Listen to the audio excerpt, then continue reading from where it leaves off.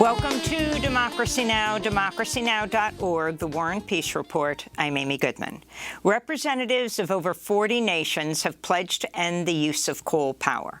The deal announced at the COP26 UN Climate Summit in Glasgow did not include China and India, which account for two-thirds of worldwide coal consumption, nor did it include Australia, one of the world's two biggest coal exporters.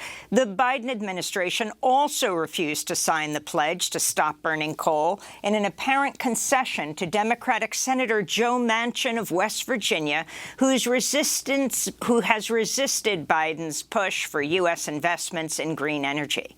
Meanwhile, youth activists are taking to the streets of Glasgow today to demand world leaders do more to avert a climate catastrophe. The protest is organized by Fridays for Future, which grew out of Greta Thunberg's climate strike outside the Swedish parliament.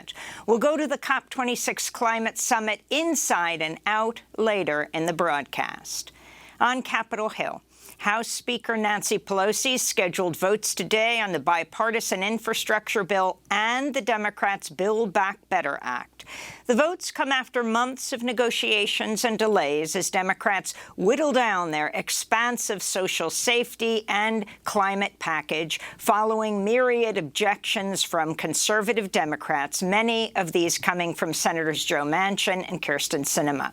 Those negotiations continued into Thursday as President Biden reportedly made calls to a number of Democratic lawmakers, and his questions remained over several key issues, including immigration and the plan's budget. Youth climate activists confronted Senator Joe Manchin Thursday, demanding he back the Build Back Better Act and its provisions to combat the climate crisis. We want to live! We want to live! We want to live! We want to live! Activists confronted Manchin multiple times Thursday, including blocking his Maserati, as they demanded to know whether their futures were worth the profits he makes, and chanting, "We want to live," as he slowly tried to drive through the crowd. The protests were led by 5 young people who earlier this week ended a 2-week hunger strike demanding real action on the climate crisis from Congress. You can see our interview with one of those hunger strikers at democracynow.org. The White House has announced COVID-19 vaccine mandates covering more than 100 million workers. Beginning on January 4th, workers at private sector companies that employ at least 100 people will have to be vaccinated against COVID or be tested weekly. Unvaccinated workers will also be required to wear face coverings on the job and may have to pay for their own tests. A separate rule will require some 17 million U.S. healthcare workers be vaccinated by January 4th with no testing option. The Biden administration's cut ties with vaccine maker Emergent Biosolutions after it ruined millions of doses of Johnson & Johnson COVID-19 vaccines at its factory in Baltimore, Maryland. The company will forgo $180 million of its $628 million contract to produce vaccines for the federal government. Moderna said Thursday it'll deliver 300 million fewer doses of its highly effective COVID vaccine this year than initially projected. Even so, Moderna Thursday reported $3.3 billion in third-quarter profits.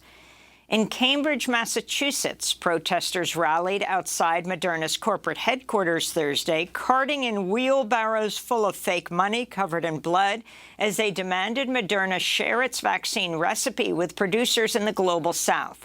This is Dr. Joya Mukherjee, professor of global health at Harvard Medical School. We delivered this blood money to the steps of the Moderna headquarters, and we've stood for 5 minutes in silence. 1 minute per million people who have died, the large majority of them without access to the vaccine. We must force Moderna to work with a long list of manufacturers around the world who are ready, who could actually scale up this vaccine.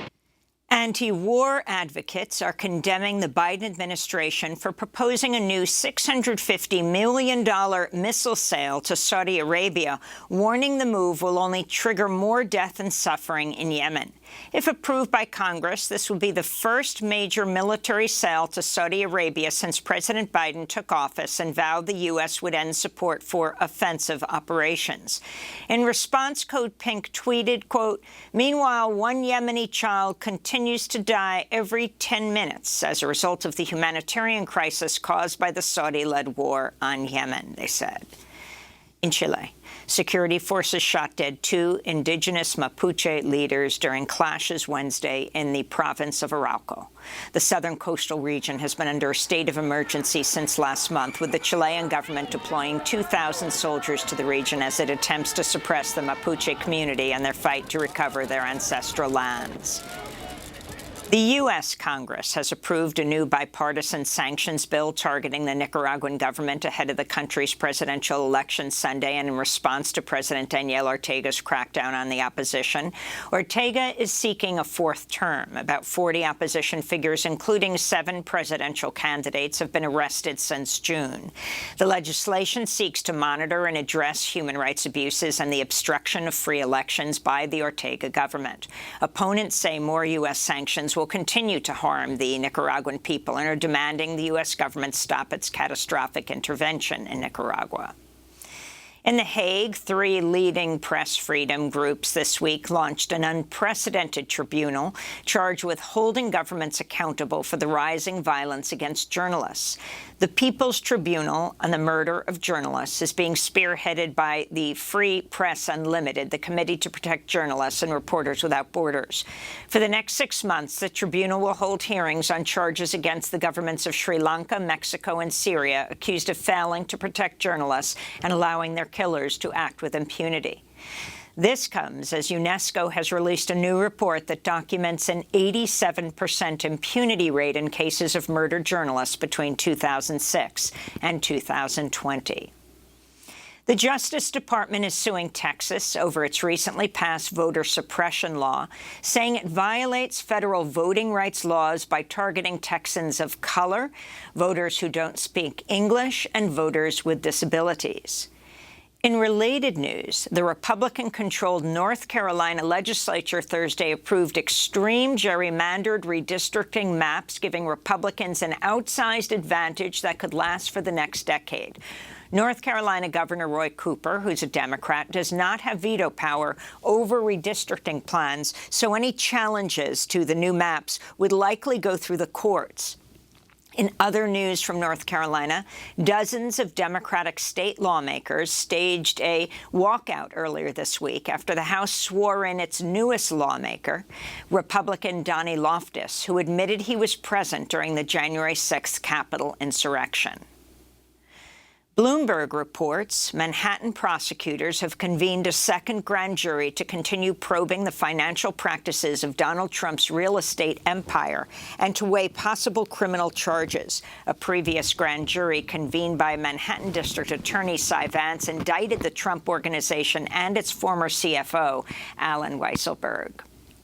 In Kenosha, Wisconsin, the judge overseeing the trial of teenage gunman Kyle Rittenhouse has removed a juror who was overheard joking about the shooting of Jacob Blake, the African-American man left paralyzed last year after he was shot by Kenosha police.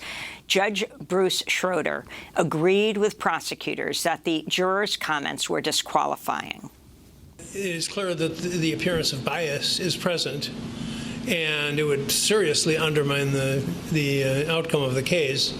I think the best thing under the circumstances, I'm going to dismiss you from the jury, sir. Meanwhile, in Georgia, opening arguments begin today in the murder trial of the 3 white men who hunted down and killed black jogger Ahmaud Arbery last year. Only a single black juror was chosen. The 11 others are white. After Headlines, we'll speak with Ben Crump, attorney for Ahmaud Arbery's family. Oklahoma's Pardon and Paroles Board has recommended clemency for Julius Jones, an African-American man sentenced to die for a 1999 murder he says he did not commit.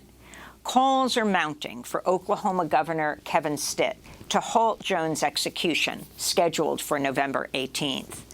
Meanwhile, a judge has denied a request to grant a new murder trial to Rodney Reed, an African-American prisoner sentenced to death by an all-white jury in 1998 for a crime he has always denied committing. Lawyers say there's compelling evidence that another man may be responsible for the 1996 murder of Stacey Stites, a 19-year-old white woman. You can see our coverage of both death penalty cases at democracynow.org.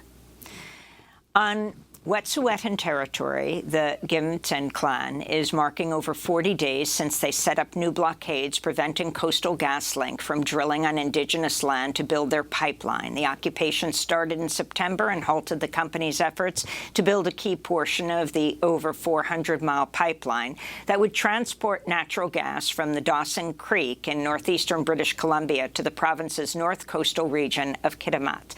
This is Sledo, also known as Molly Wickham, a land defender and matriarch of the Gidimt'en clan of the Wet'suwet'en Nation. There's now a clan cabin on the drill pad site where CGL plans to drill under Wudzinkwah. In 2010, there were 13 proposed pipeline projects to go through Wet'suwet'en territory. Investors were forced to pull out of these mega destructive projects through our territory, and Coastal GasLink pipeline is the only one left from Enbridge, Pacific Trails Pipeline, Spectra, Pembina, and several others. To see our interview with Sledo, please go to democracynow.org. And in labor news, striking Alabama coal miners returned to New York City this week to bring their protest to the offices of hedge fund BlackRock, the largest shareholder of Warrior Met Coal. 6 rally-goers were arrested during a peaceful sit-in protest. 1,000 members of the United Mine Workers of America have been on strike for over 7 months. This is union leader Brian Sanson. Same executives ran the company into bankruptcy, ran it in the ground. Bought non-union mines that lost millions of dollars. Misled investors. Cut benefits off to 2,500 retirees. Cheated the pension plan out of $1 billion. Cut workers' wages by $6 an hour. Eliminated future health care, future pensions for these workers, all while asking and getting bonuses from the bankruptcy court. Meanwhile, 34,000 Kaiser Permanente health workers on the West Coast have authorized a strike starting November 15th unless their demands for fair pay and staffing are met. And those are some of the headlines. This is Democracy Now!, democracynow.org, the War and Peace Report. When we come back, we go to the 2 trials in Kenosha, Wisconsin, and in Georgia around the killing of the black jogger Ahmaud Arbery. We'll speak with Ben Crump. Stay with us.